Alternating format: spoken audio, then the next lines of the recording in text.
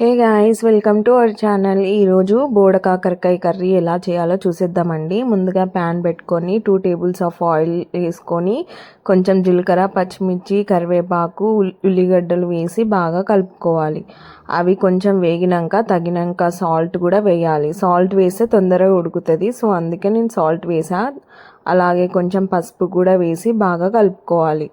ఇప్పుడు అల్లం వెల్లుల్లి పేస్ట్ కూడా వేసి బాగా మిక్స్ చేసుకోవాలి. సో అలా వేసుకున్నాక బోడ కాకరకాయలు ముందుగా కట్ చేసి పెట్టుకున్నవి అవి అలా వేసి బాగా కలుపుకోవాలి. ఇలా కలుపుకున్నాక ఒక 2 to 3 మినిట్స్ వరకు ఆయిల్లోనే ఫ్రై అవ్వనివ్వాలి, ఉడకనివ్వాలి.